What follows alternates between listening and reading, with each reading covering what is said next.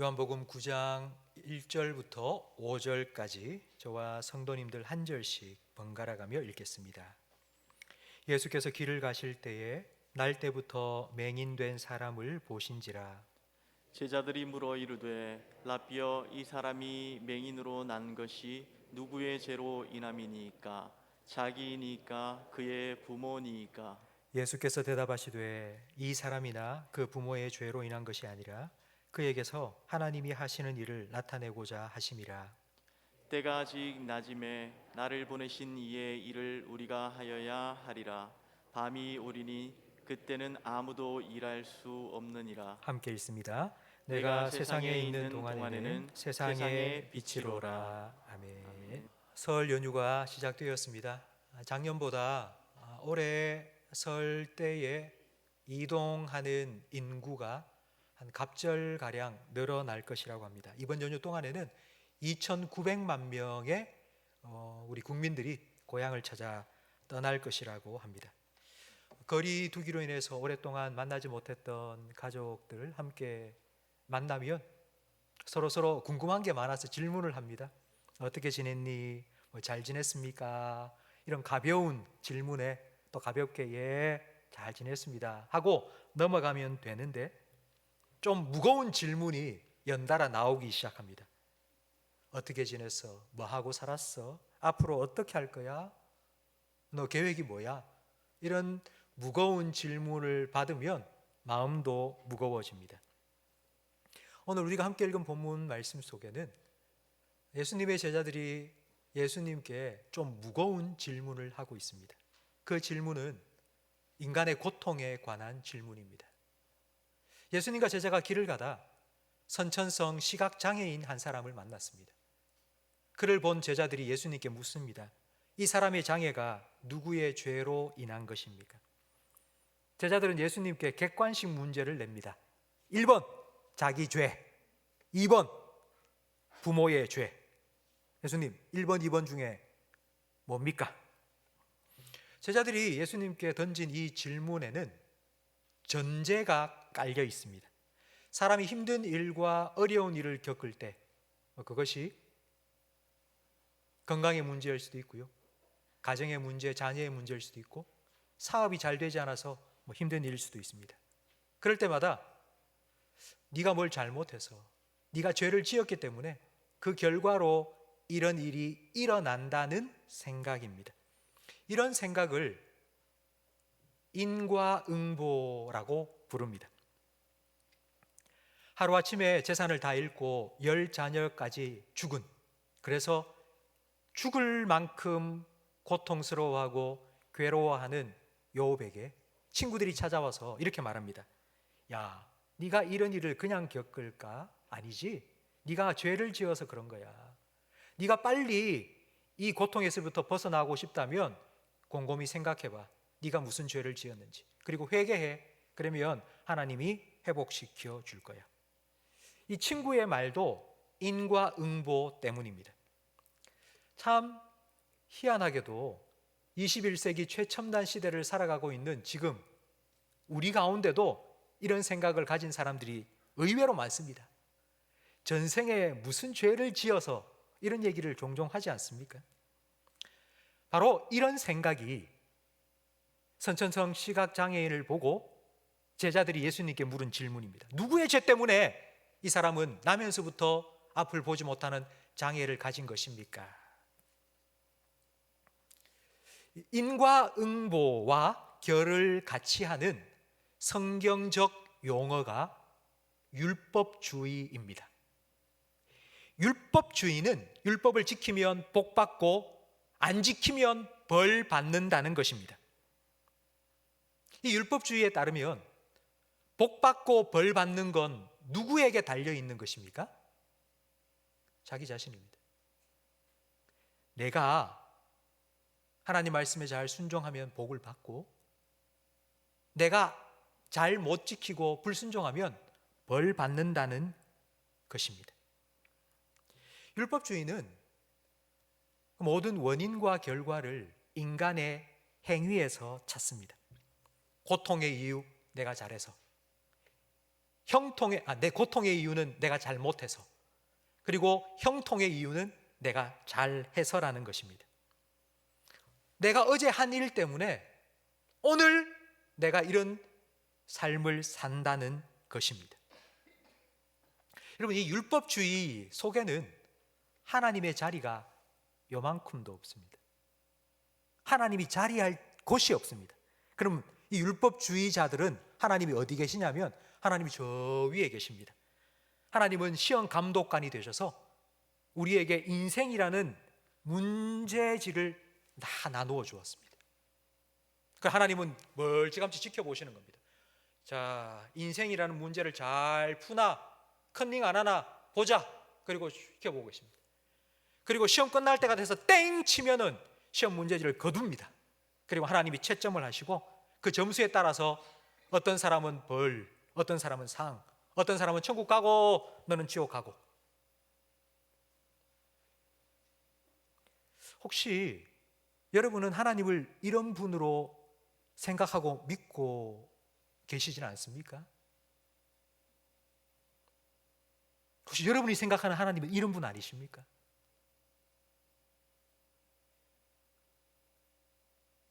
내 행위에 따라서 복 주시기도 하시고 벌 주시기도 하시고, 내 행위에 따라서 내가 나중에 천국 갈 수도 있고 아니면 지옥에 갈 수도 있고. 혹시 여러분은 그런 하나님을 혹시 믿고 계시지는 않습니까? 여러분, 오해입니다. 하나님은 그런 분이 절대로 아니십니다. 하나님은 창세전에 여러분을 선택하셨습니다. 때가 되어 여러분을 부르셨고요. 하나님은 창세전에 여러분을 향한 계획을 가지고 계셨습니다. 하나님의 계획과 하나님의 부르심에는 후회도 없고 변경도 없고 취소도 없습니다. 우리가 어떻게 한다고? 우리의 행위에 따라서 하나님의 계획이 휙휙 바뀐다고요? 그런 하나님이라면 믿을 필요가 없습니다.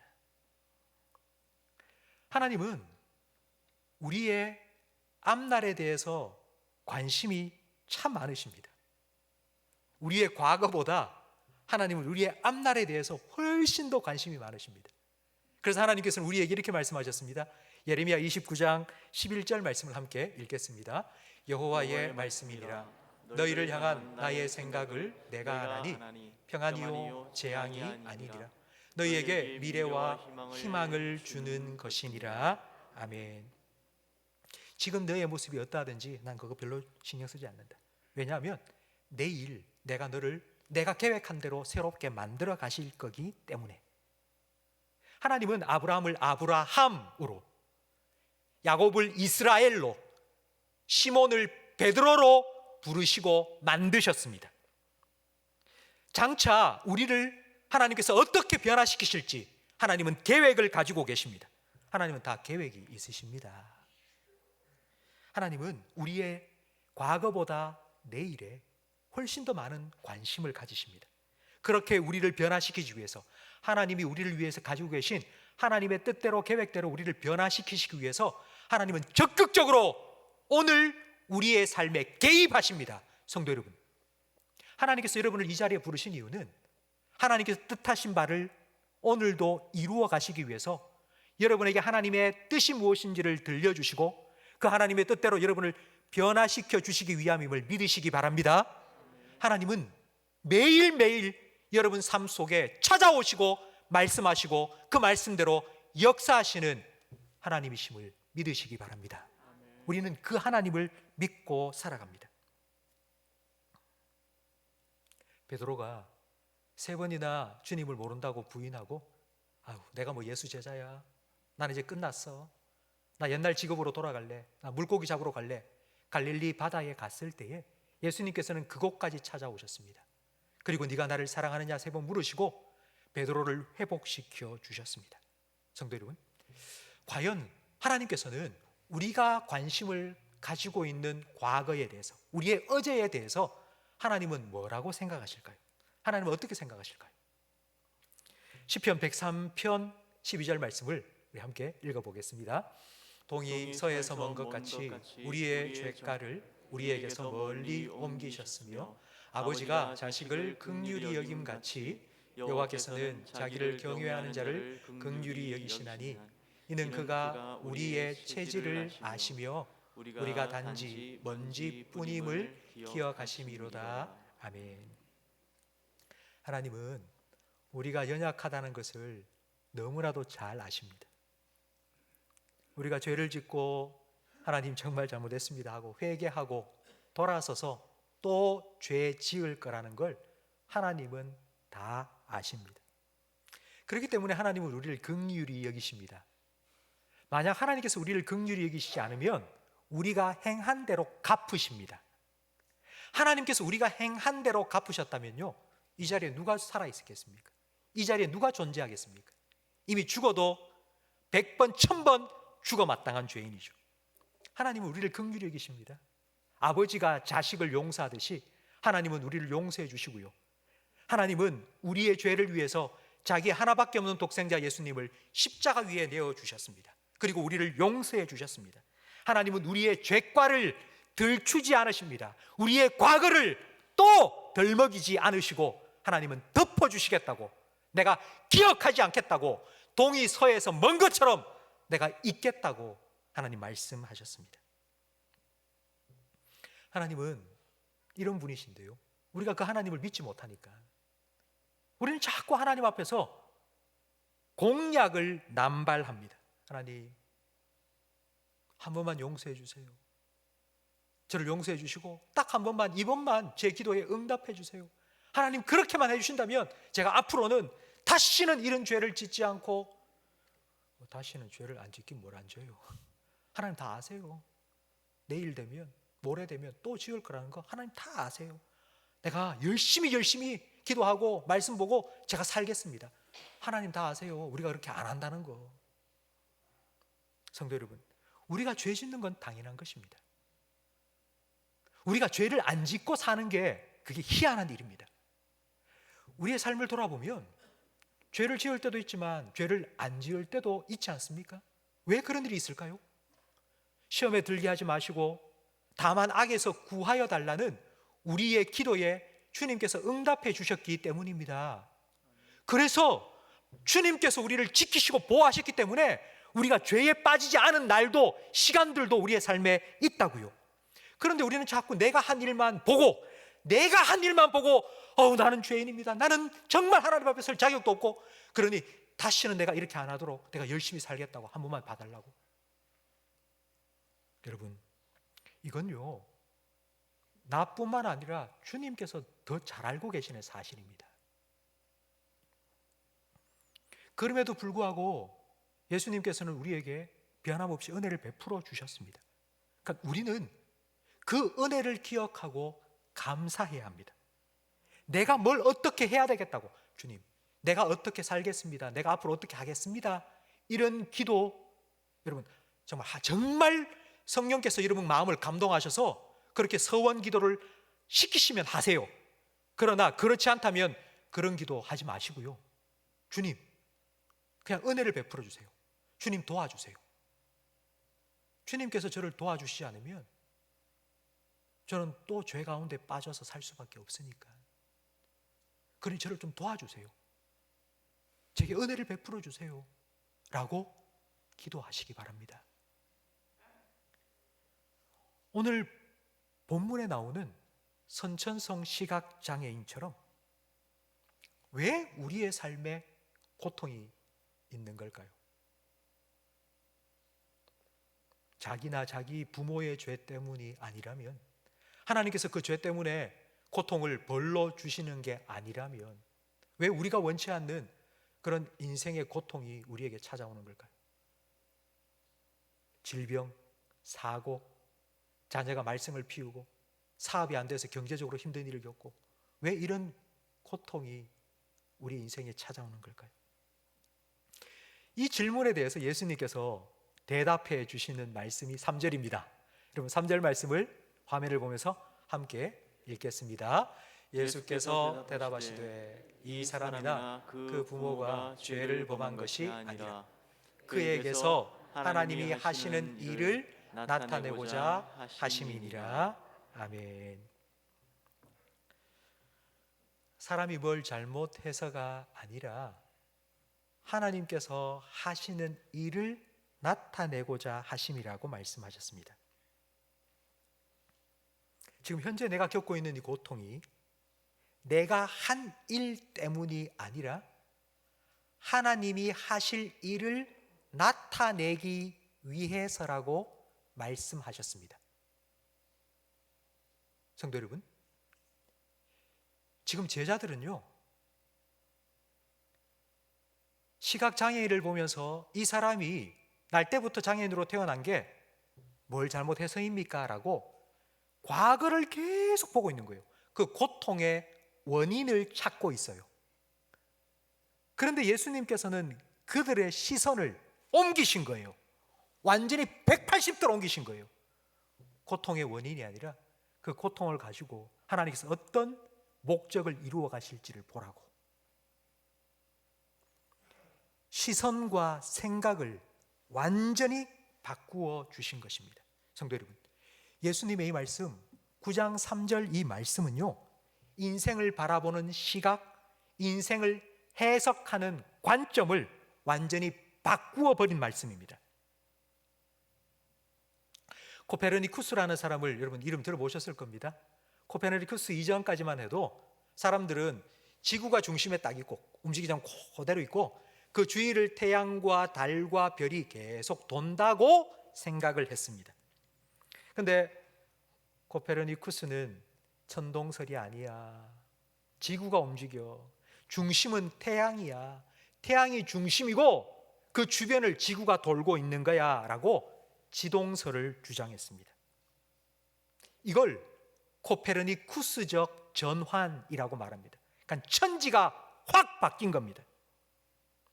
성도 여러분, 예수님의 이 말씀은요, 내가 중심이어서 내가 어떻게 살면 내가 사는 대로 그 결과가 이루어진다고 자기가 중심으로 생각하고 살아오는 인생이에요. 근데 그렇지 않다는 거예요. 하나님께서 중심이고 하나님이 뜻하신 대로 우리의 삶을 이끄신다고 예수님께서는 말씀하신 겁니다. 여러분, 이 생각의 전환, 이 시각의 전환, 이 해석의 관점의 전환이 얼마나 중요한지를 제가 예를 들어서 설명하겠습니다. 차를 타고 가다가 갑자기 옆 차선에서 차가 확 들어오는 바람에 핸들을 꺾었는데 그만 차가 뒤집어지고 그냥 완전히 차가 박살이 났습니다. 그래도 감사하게 멀쩡하게 그 완전히 뒤집어져서 박살이 난 차 안에서 이제 걸어 나왔습니다. 여러분, 이 상황에서 우리는 두 가지 생각을 할 수 있습니다. 첫 번째, 내가 뭘 잘못했길래 이런 사고가 일어났지?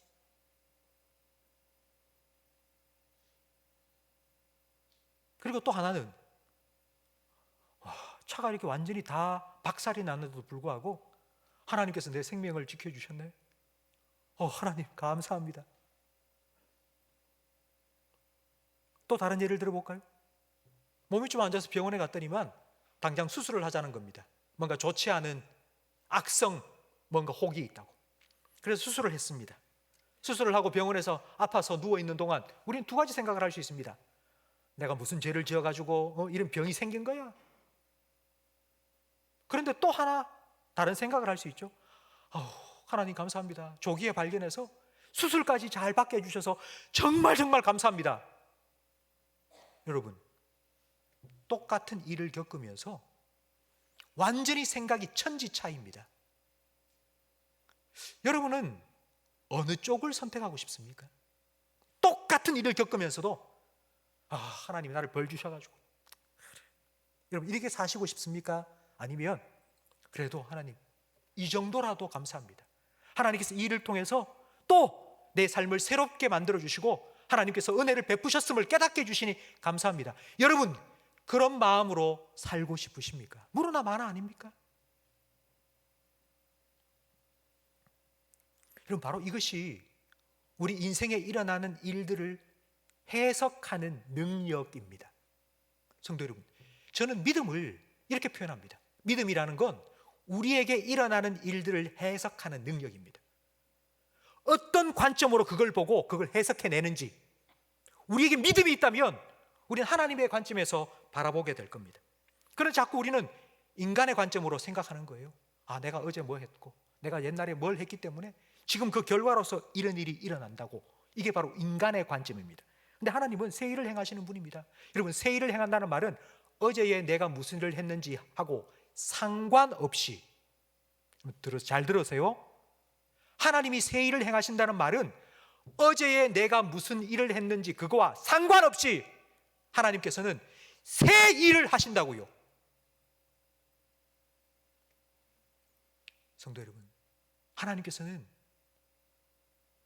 그렇게 우리를 위해서 하나님이 세워놓으신 계획을 이루어 가시고 그를 위해서 새 일을 행하시는 분이십니다. 이게 우리가 믿는 하나님입니다. 저는 그런 하나님을 믿고 살아갑니다. 이 하나님을 믿고 사는 걸 딱 한마디로 표현하면 뭐냐면요, 저를 따라하세요. 복음, 복음, 복음. 이게 복음입니다. 복음을 전하세요. 복음을 믿어야 구원받습니다 라고 말을 합니다. 근데 그 복음이라는 게 무슨 뜻일까요? 복음은 복된 소식이고 기쁜 소식입니다. 근데 왜 기쁠까요? 왜 복음이 복된 소식일까요? 그 이유는 바로 이겁니다. 내가 할 수 없는 걸 하나님이 나를 위해서 해 주셨다는 겁니다. 그게 복음입니다. 나는 절대로 돌이킬 수 없어요. 내가 살아온 것 보면 내 삶이 나아질 여지가 없어요. 그런데 하나님께서 나를 위해서 새 일을 행하시겠다고, 그렇게 내 삶을 변화시키겠다고 약속해 주시니 그게 복음입니다. 하나님의 아들을 십자가에 못 박아 죽인 인간의 죄악을 하나님께서는 그들을 구원하시는 최선으로 바꾸셨습니다. 부활의 능력으로. 이게 복음입니다. 오늘 우리가 함께 읽은 4절과 5절 말씀에 보면 예수님께서는 이렇게 말씀하십니다. 아직 낮이다. 나는 세상의 빛이고 내가 세상의 빛으로 와서 사람들을 만나면서 그들의 영혼 속에, 인생 속에 내가 빛을 비추어 주는데 그 빛은 인생을 새롭게 해석할 수 있는 복음의 빛이다. 그 복음의 빛이 비치면 자기 인생을 보는 생각과 시각과 관점이 달라지는 거예요. 복음의 빛이 비치면 내가 한 일의 결과로 인과응보로 내 삶이 이렇다, 이게 아니고요, 내가 그렇게 살았을지라도 하나님께서 은혜를 베푸셔서 내 삶에 새로운 일들이 일어날 것이라고 기대하며 살아갈 수 있는 거예요. 이게 예수님께서 우리의 삶에 복음의 빛을 비추어 주실 때 우리가 깨닫게 되는 것입니다. 그래서 예수님께서는 내가 이렇게 할 거라고 3절 말씀에 대답을 해 주셨어요. 여러분, 3절 말씀을 다시 한 번 더 읽겠습니다. 예수께서 대답하시되 이 사람이나 그 부모가 죄를 범한 것이 아니라 그에게서 하나님이 하시는 일을 나타내고자 하심이니라. 아멘. 성도 여러분, 하나님께서 여러분을 위해서도 하시고자 하시는 일이 있다는 것을 믿으시기 바랍니다. 그래서 하나님께서 이렇게 말씀하셨어요. 내가 너를 위하여 새 일을 행할 것이라고. 하나님께서 여러분을 위하여 새 일을 행하실 것을 믿으시기 바랍니다. 하나님께서 행하시는 그 일이 여러분의 삶 가운데 앞으로 장차, 지금 내 모습이 어떻든 간에 상관없습니다. 앞으로 장차 여러분의 내일 모레 여러분의 삶 가운데 하나님이 하시는 일이 나타내실 것을 믿으시기 바랍니다. 우리는 그 하나님을 믿는 믿음으로 사는 사람이에요. 우리가 하나님을 믿고 산다는 건 바로 이것을 믿고 사는 거예요. 여러분, 그렇다면 우리가 이 믿음으로 사는 게 어떤 삶일까요? 이 인생의 질문을 풀 수 있는 인생의 해답, 믿음으로 살아가는 인생이 어떠한 삶인지 제가 3가지를 간단하게 말씀드리고 말씀을 마치겠습니다. 첫 번째는요, 어제를 생각하며 감사하세요. 어제를 돌아보면서 감사하세요. 내가 한 일을 자꾸 생각하면 감사할 거 하나도 없습니다. 그러나 어제 변함없이 주님께서 우리의 삶에 베푸신 은혜를 기억하면 우리는 감사할 수 있습니다. 내가 실수한 것, 부족한 것 주님께서 채워주셨어요. 내 연약함이 드러나지 않도록 주님께서 은혜로 덮어주셨어요. 만약 주님의 은혜가 없었다면 아마 12번도 더 우리는 망하고 말았을 거예요. 그러나 주님께서 우리와 함께 해주셨습니다. 내가 한 일만 자꾸 생각하지 말고 하나님께서 여러분을 위해서 어제 어떤 일을 행하셨는지를 여러분 기억하고 헤아려보고 감사하며 사시기를 주님의 이름으로 축원합니다. 두 번째는 내일을 소망하세요. 어제의 결과로 내가 오늘 이렇게 살고 내일도 나아질 것 없다, 자꾸 이런 생각만 하면 절망 속에 살 수밖에 없습니다. 그러나 하나님이 하실 일이 남아 있습니다. 하나님이 하실 일을 나타내겠다고 예수님께서 분명히 말씀해 주셨습니다. 하나님이 하시는 일을 나타낸다, 이 말을 사도 바울은 로마서 8장 23절 말씀에 이렇게 풀어서 설명을 해 주었습니다. 우리가 알거니와 하나님을 사랑하는 자 곧 그 뜻대로 부르심을 입은 자들에게는 모든 것이 합력하여 잘하시네요. 네, 하나님이 하시는 일이 바로 그겁니다. 지금 우리의 삶에 일어난 슬픔, 아픔, 고통, 기쁨, 성공, 그게 무엇이든지 간에 하나님께서는 그것을 소재로 사용하셔서 하나님의 일, 좋고 아름다운 하나님의 뜻을 이루어 가실 겁니다. 그 하나님을 여러분 소망하세요. 하나님께서 그 일을 이루실 것이라고 여러분 내일을 생각하면 그 소망을 품으세요. 그 하나님 때문에. 그리고 마지막 세 번째로 오늘을 믿음으로 사세요. 오늘 본문에 예수님과 제자가 만든 선천성 시각장애인, 이 사람은 믿음을 가지고 예수님을 찾아온 게 아닙니다. 예수님이 길 가시다가 그 사람은 시각장애인인데 예수님 볼 수도 없잖아요. 그러니까 예수님이 먼저 그 사람을 본 거예요. 그리고 그 사람을 찾아주시고 만나주시고 그리고 그 사람을 눈뜨게 해주셨습니다. 그런데 예수님이 어떻게 이 사람 눈뜨게 해주셨습니까? 예수님은 말씀 한마디로 눈뜨게 할 수 있습니다. 눈 떠라! 그러면 눈 탁 뜨질 겁니다. 그런데 예수님은 그렇게 하지 않으셨습니다. 침을 뱉으셨습니다. 땅에. 그리고는 진흙을 이겼습니다. 그리고 그걸 떠서 눈에 막 발랐습니다. 그리고는 그 사람에게 실로암 연못에 가서 씻어라. 그 사람은 실로암 연못에 가서 눈을 씻었더니만 딱 씻고 나니까 눈이 탁 떠진 겁니다. 왜 예수님은 이런 좀 복잡한 절차를 거쳐서 그 사람의 눈을 뜨게 해 주셨을까요? 쉽게 고칠 수도 있는데 왜 이런 절차를 거치신 걸까요? 성도 여러분, 예수님께서는 이 사람에게 믿음을 요구하신 겁니다. 이 사람은 믿음이 없습니다. 예수님 만나기 전까지. 그래서 예수님께서는 말씀해 주시고 내가 세상의 빛이라고, 그리고 그에게 눈에 진흙을 발라주면서 가라, 내가 너를 보낸다, 가라, 그까지 걸어간 것. 그리고 실로암 연못에서 씻었습니다. 여러분, 이건 믿음이 없이는 할 수가 없는 일입니다. 예수님께서는 이 사람에게 믿음을 요구하신 거고 그 사람은 그 예수님의 요구에 순종으로 반응했습니다. 여러분, 주님께서 우리에게 요구하시는 것이 바로 이것입니다. 실로암 연못에 가서 눈을 씻으면 눈을 뜨게 될 것인데 그곳까지 걸어가야죠. 주님께서 하실 일이 우리에게 나타나게 될 건데요, 그때까지 우리는 믿음으로 걸어가야죠. 오늘도 내일도 주님께서 하실 일이 있다는 것을 기대하면서 묵묵히 주님께서 우리를 보내신 실로암 그곳까지. 때로는 지칠 때도 있고, 왜 빨리 하나님이 약속하신 일이 일어나지 않지?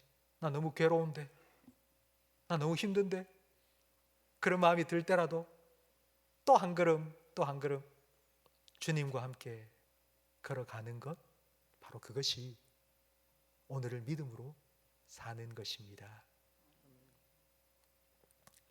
성도 여러분, 우리는 하나님을 믿고 사는 사람입니다. 그러면 하나님의 관점으로 우리의 인생을 바라보아야 합니다. 여러분의 어제를 보시면 내가 한 일 자꾸 생각나죠? 근데 의도적으로 하나님이 나를 위해서 어떤 일을 행하셨는지, 하나님이 하신 일을 자꾸 헤아리고 또 감사하고 감사하세요.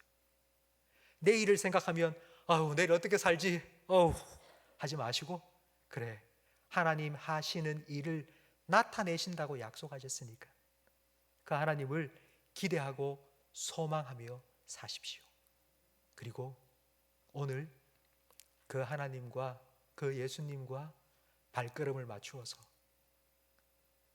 기쁨으로 즐거움으로 주님과 믿음으로 동행하는 우리 모든 성도들이 되시기를 주님의 이름으로 축복합니다.